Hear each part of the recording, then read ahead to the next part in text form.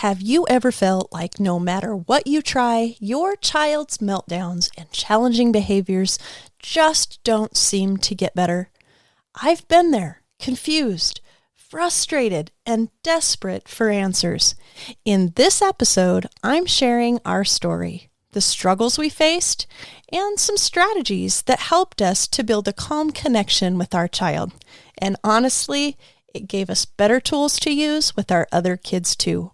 Stick with me because by the end of this episode, you'll see that there's real hope ahead.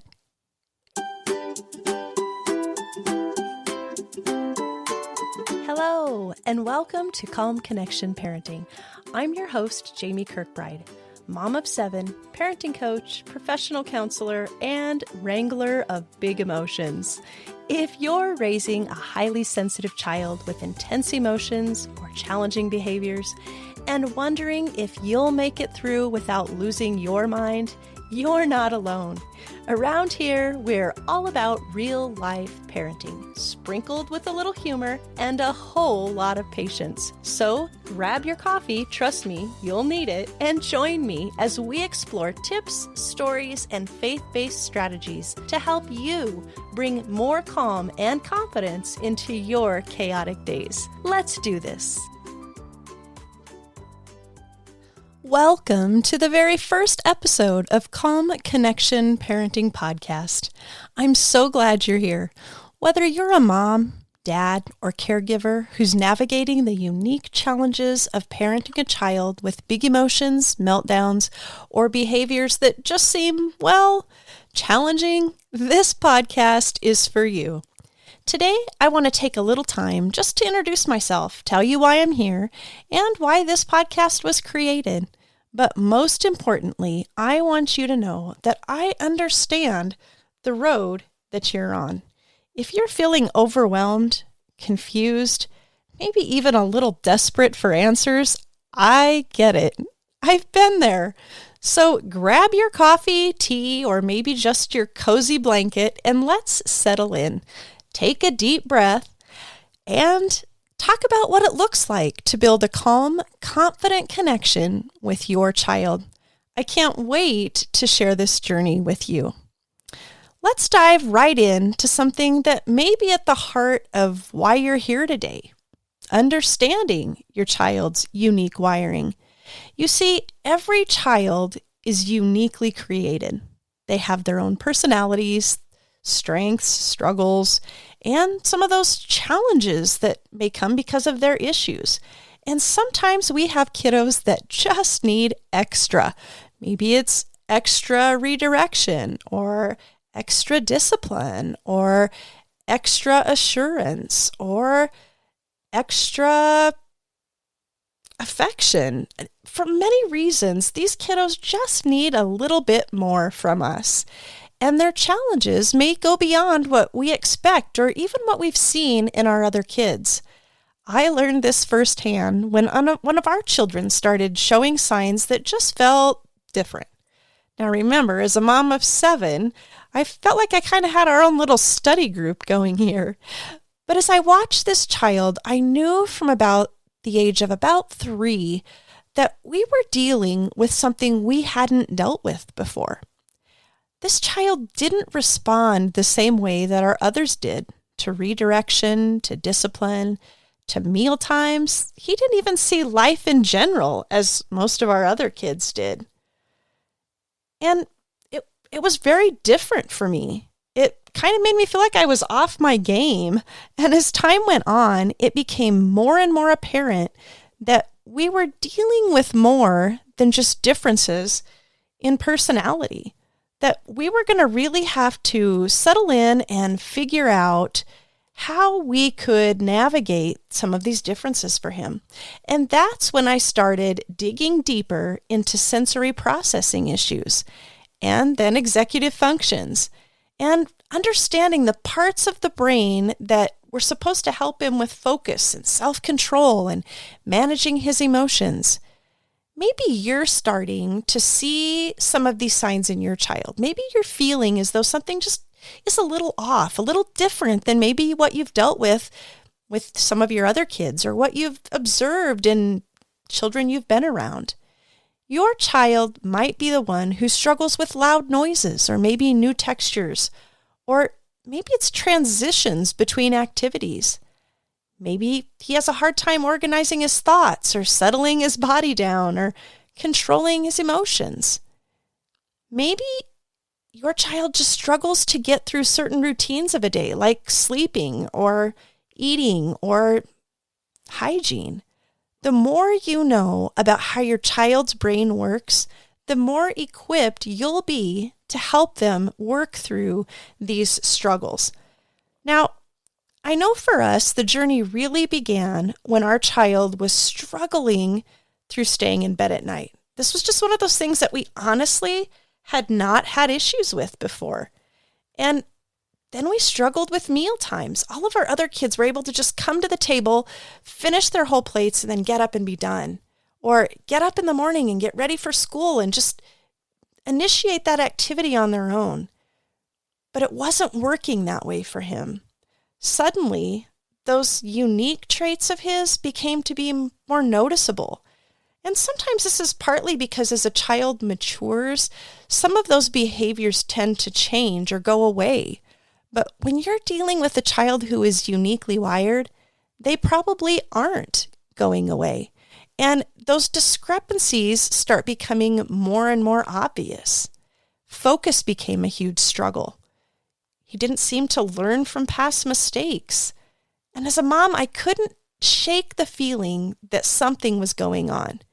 Now, mind you, I have my background as a licensed professional counselor, so I thought I had some ideas about what might be going on, and my gut told me it might be something along the lines of ADHD.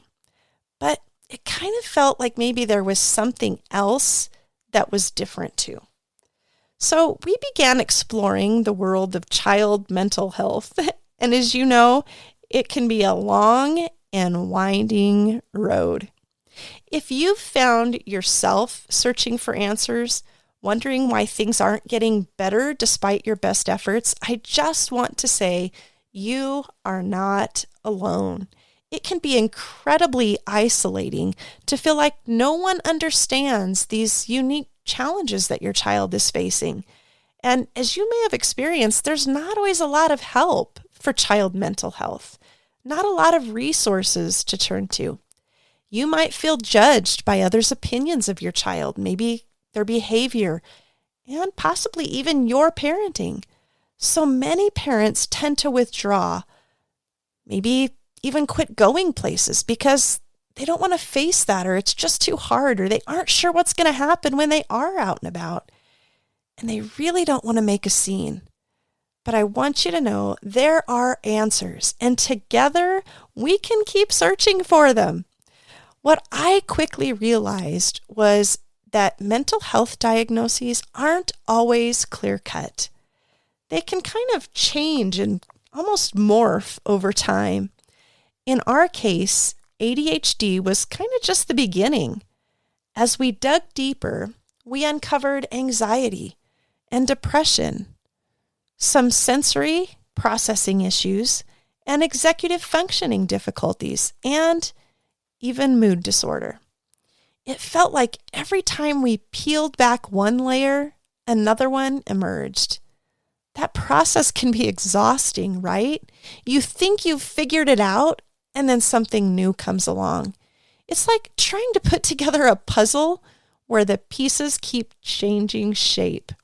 But here's the thing, understanding that our child's diagnosis might evolve over time actually helped us become more flexible in how we approached parenting and finding the help that our child needed.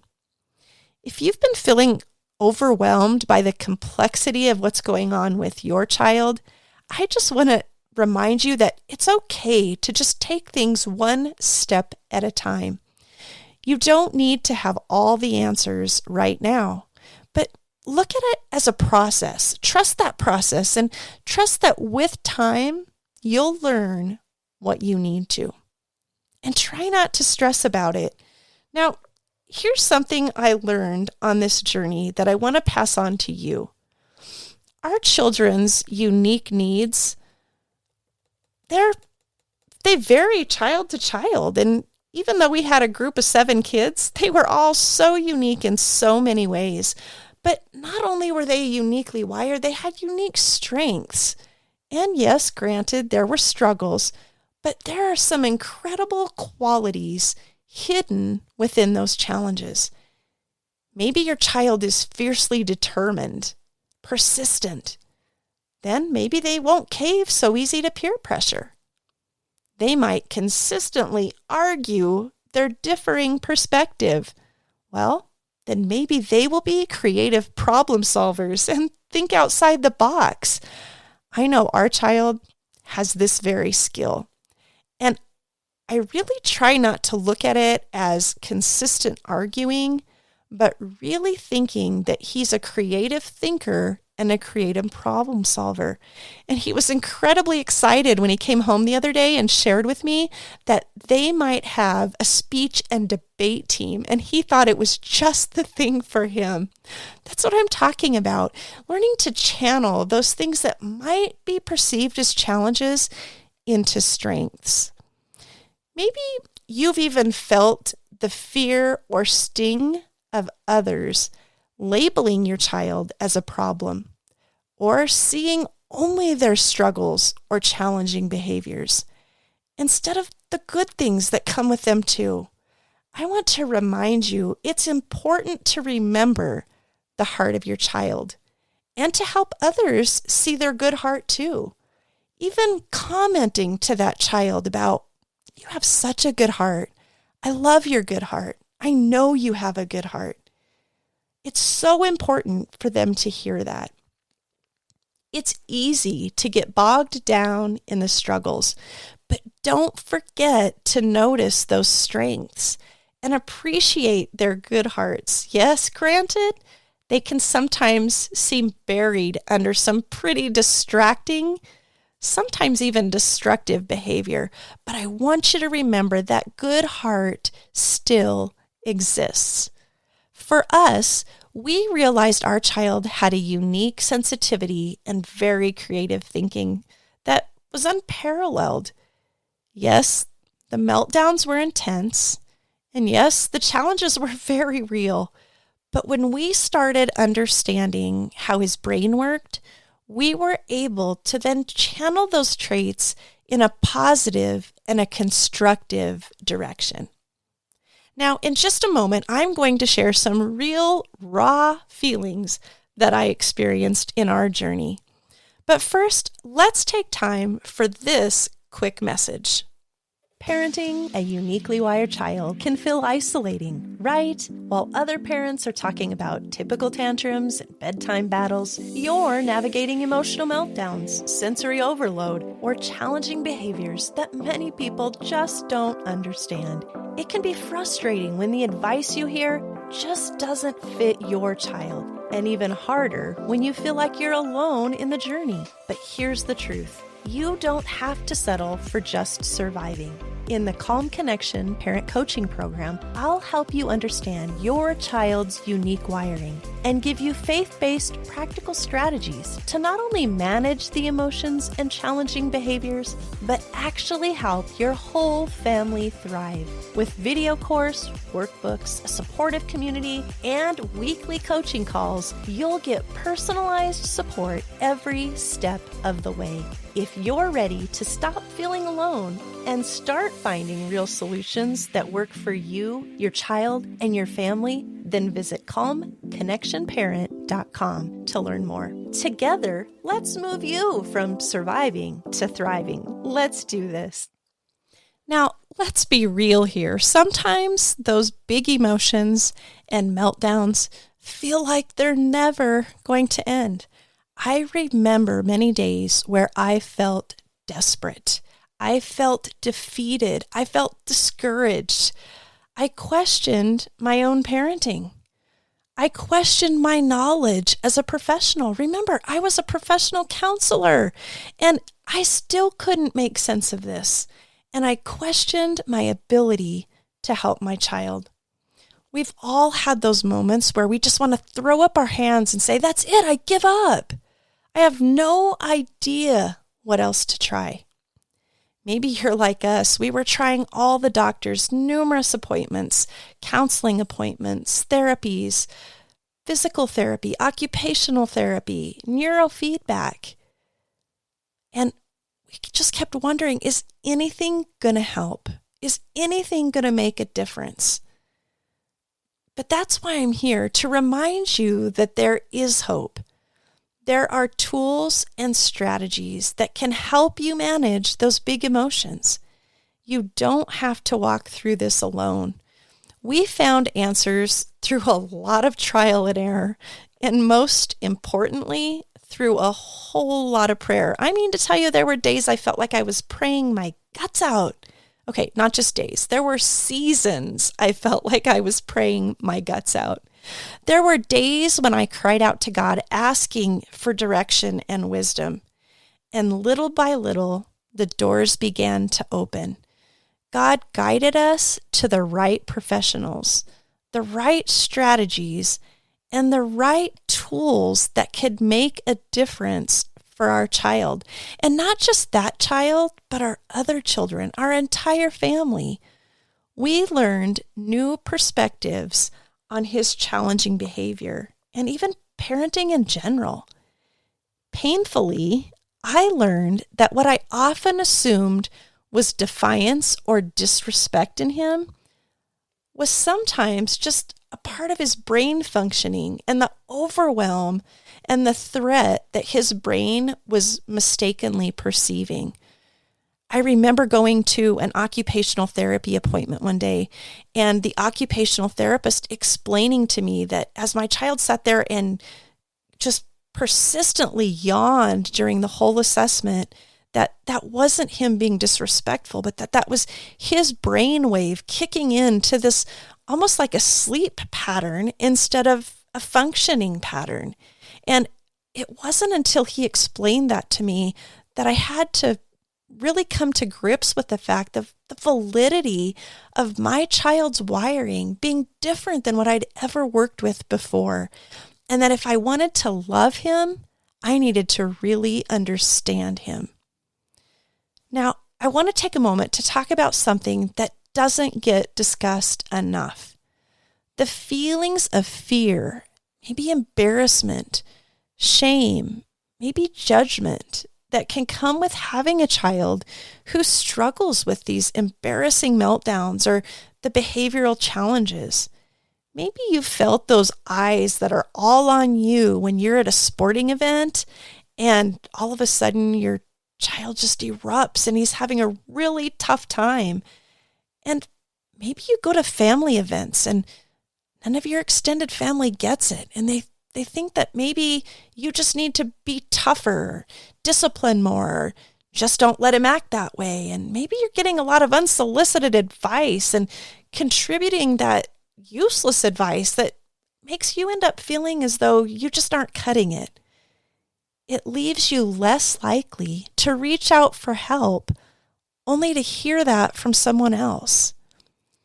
I admit in our toughest times, we reached a heartbreaking point of desperation where our child was even expressing thoughts of self-harm as early as 7 years of age.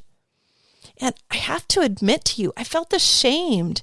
I felt so ashamed that while I helped and counseled other individuals, I didn't even feel like I could be effective in helping my very own child. I felt mortified and overwhelmed. I felt desperate to turn things around for him, for our other children who were hurting, and in many ways it seemed like they were almost traumatized, and it was affecting the entire family. And all we would find were long waiting lists to get into counselors, to get into be assessed, to get into to hopefully qualify to see a doctor. And it seemed like no matter where we turned, there was little hope and few resources. And it was very clear to me that no amount of waiting it out or burying myself in all the research was going to change things for him. And I had to learn to set those feelings of embarrassment, of shame, of guilt aside. I needed to remember that God had given our child to us, and it was our responsibility to help him become all he was created to be. Unique wiring, big emotions, challenging behaviors, and all.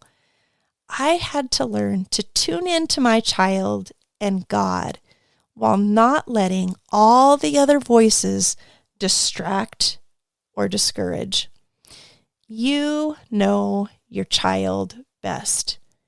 And with the right tools, you can gain a whole new perspective on his brain, his unique wiring, maybe his coping skills or communication, his unique and individual needs, and so much more.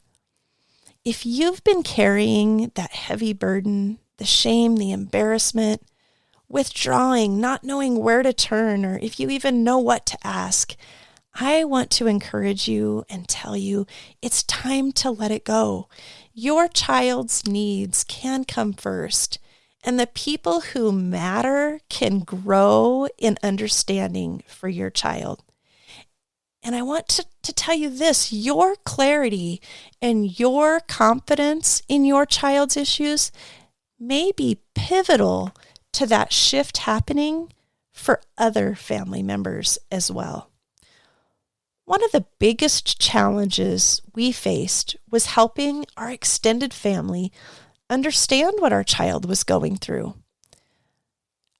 Oftentimes, I think they thought we just maybe weren't doing our best parenting, or maybe we weren't following through or being consistent enough or disciplining enough. And there were moments when well-meaning advice or comments simply added to our stress and our burden. And we had to learn how to communicate our child's unique issues and needs to others. You know, the better we understand our child's brain, their wiring, their behavior, the better we can help others understand it too. If you're in that place where you feel like others don't get it, take heart. It's okay to set some boundaries and educate the people around you. Eventually, the more they understand, the more support they can offer. And trust me, having that support makes a huge difference. But maybe you need to pull in just a little bit, figure out those issues, get that clarity for yourself so that you can then portray that confidence when you talk about your child's needs with others. Through this journey, I started to realize how many other families were walking similar paths. It became clear to me that the resources out there were really limited, and I couldn't just keep what we were learning to myself. Honestly, that's why I'm here, sharing this journey with you, because I know the difference it can make when someone comes alongside you and says, I've been there too. You're not alone. I'll never forget the night that one of our kids heard me reference another family that was having a hard time with their child, and that maybe we should say a prayer for them too. And I remember our child saying, wait a minute, you mean there are other people going through what we're going through?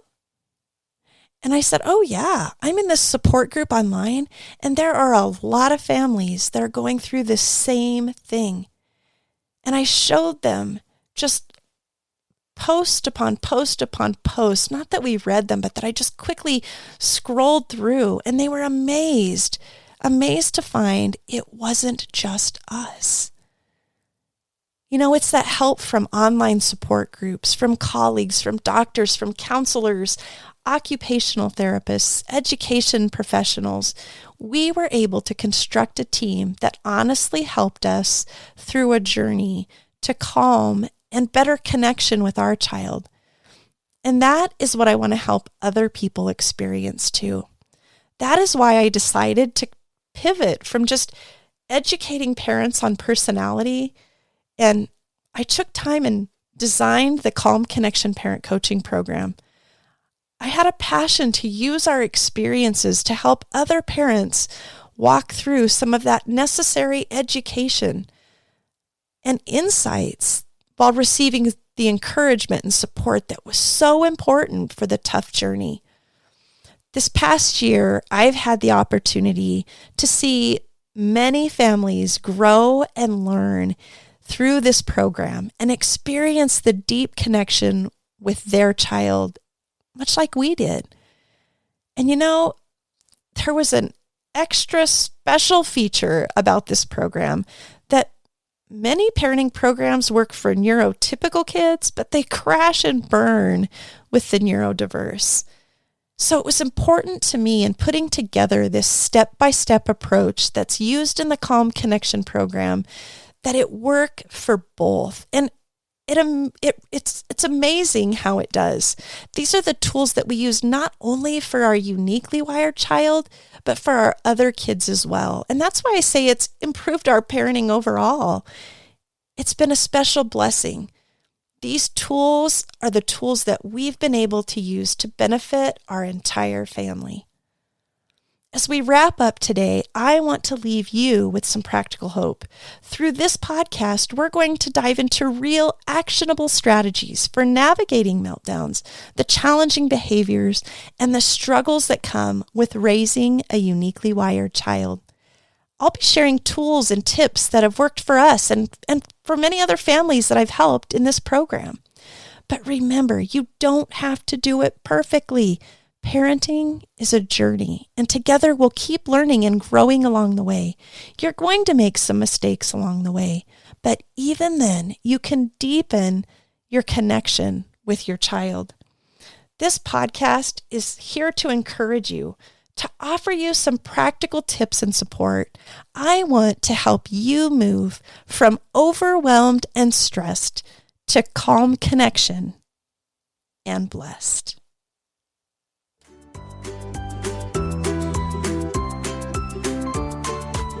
Thanks for hanging out with me today. Just remember, you've got this. And on the days you don't, well, we're in this together. Take a deep breath and keep building those heart-to-heart connections. If you found this episode helpful, please share it with a friend who might need it too. And don't forget to connect with us at parentingwithpersonality.com or in our Parenting with Personality Facebook support group. We'd love to continue supporting you there. Until next time, keep calm and parent on.